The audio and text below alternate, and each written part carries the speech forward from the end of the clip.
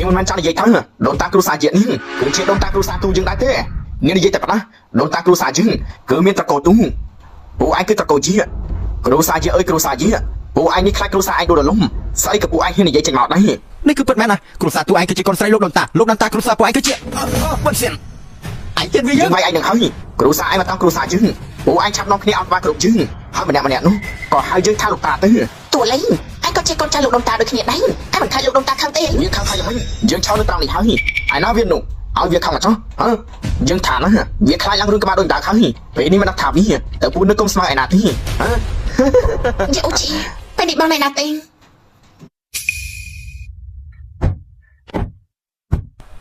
ហើយយ៉ាលោកដូនតាឡានខូចហើយម៉ាស៊ីនឡានវាមានបញ្ហាហើយពេលយើងទៅដល់នោះលោកយាយពួកឯងប្រកាសជាត្រូវពួកវាចាត់ទៅឲ្យលោកដូនតាកុំភ័យអីពេលដែលពួកយើងទៅដល់បញ្ហាទាំងអស់គឺអាចដោះស្រាយបានហើយបើសិនជាទូលឯងវាធ្វើរឿងអីចូលមកខ្ញុំនឹងដេញក្បាលវាពីគ្រួសារទូភ្លាមឲ្យលោកដូនតាចាត់ការវាតាមចិត្តលោកដូនតាឆាប់មកវិញមកលោកយាយទូមានរឿងហើយថាម៉េចប្រពន្ធយាយត្រូវគេចាប់ទៅហើយហ៎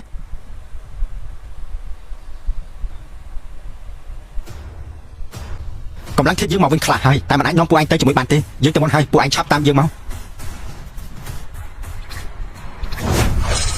អ្នកនាងស៊ូឆាប់ទៅជាមួយយើងទៅខ្ញុំមិនចាំតាមដល់ចាំទៅណាទាំងអស់អត់ដល់គ្រូក្បាលគ្រូសាយនោះថ្ងៃនេះវាមិនត្រឡប់មកវិញទេកាប្រកាសជាមិនឯងជាម៉េចឯងទៅជាមួយដល់ប្រុសទូទៅអាដូនតាគ្រូសាយនោះវាមិនអាចមកវិញបានទេវាគឺបោកឯងនោះទេកាប្រកាសជាមកវិញមិនខាននាងស៊ូការយកយើងមានតែកំណត់នាងមិនមែនចង់ឃើញតែត្រូវស្លាប់នៅចំពោះមុខនាងទេឆាប់គាត់ទេចេញអាចង្រៃណែអត់ស្មានថាបងនឹងមកត្រឡប់មកវិញទេកុំខ្លាចអីរឿងមកបានចាត់ការហើយអាចៅកណ្ដឹងឯងត្រូវបានបំផ្លាញអស់ហើយពើនោះក៏មិនអាចធ្វើទុកទៀតបានដែរឯងនៅមានក្បាច់អីទៀតទេជាល្អណាស់ឲ្យតែយើងកំចាត់ឯងចោលហើយគ្រូសាទូយើងប្រកាសជាឡើងដល់ចំណុចកំពូលហើយយើងក៏មិនចាំបាច់ហត់អីទៀតដែរអាចៅឯងពិតជាក្អេងក្អាងមែនលោកដូនតានេះក៏លោកផាត់ហើយមែនទេកម្លាំងធៀបមកវិញហើយក៏មិនដឹងដែរវាបានមកវិញហើយកូនភាសាឯងកុំដោះលែងវាអញសោះណាកម្លាំងធៀបលោកដូនតាបានមកវិញហើយឯងមកឆាប់លោកជង្គង់ងគាត់ទៅអ្នកដែលគូលោកជង្គង់ងគឺជាពួកឯងទេទោះបីជាតាកញ្ចាស់នេះមកវិញក៏មិនអាចកែប្រែអ្វីបានដែរ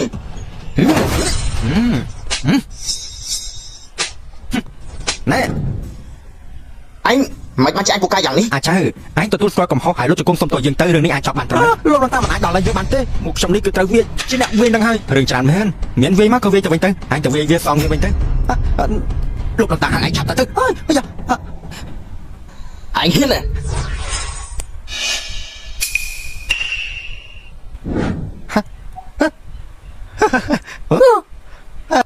ឲ្យអញវាយើងណែវាយទៅវាយបន្តទៀតទៅឡោតទេកម្លាំងធៀបយើងទៅវិញបាត់ទៀតហើយឯងវាយទៀតទៅលោកដូនតាអាយ៉ាពេលនេះកម្លាំងធៀបយើងម្ដងមានម្ដងអស់ឯងទ្រាំតិចទៅស្ងៀមដូនតាគ្រូសាយើយើងនឹងច្បាច់កោវាឲ្យងាប់នៅចំពោះមុខគ្រូសាពួកអញរាល់គ្នាបាត់ទៅមិនបានជាម្ដងមានម្ដងអត់ចាលោកឆាប់ខ្វល់ពីរឿងកម្លាំងធៀបម្ដងអត់នោះទេហ៊ុនសៀនចិត្តត្រីច្បាច់កោងាប់ហើយអាយ៉ារឿងតូចតាចទេយ៉ាងណាក៏ប្រហែល10ឆ្នាំទៀតវាគង់តែចាស់ងាប់ទេអត់ទេលោកដូនតាជួយខ្ញុំផងជួយវាយកស្អីមកជួយឯងទៅយើងចាត់ការឯងសិនហើយចាំចាត់ការវាជាបន្តចំណៃយកឯងជួយធ្វើបានមនុស្សគ្រួសារយើងផងជីវិតបដូរជីវិតឯងបានជាប្រាវិជាបដូរជាផងបងប្អូនឯងគឺពិតជាស្រឡាញ់គ្នាមែនហ៊ុនសៀនអត់ទេមិនអីទេខ្ញុំមិនអីទេមិនបានជាបងប្រុសទៅជាខ្លាំងយ៉ាងនេះចឹងមកជាដូនមួយគាត់ប្រាជីវិតគាត់ទៅបោះជាទីហើយនេះបានជាមានកម្លាំងធៀបខ្លាំងជាងមុននោះនេះគ្រាន់តែមួយរយៈពេលទី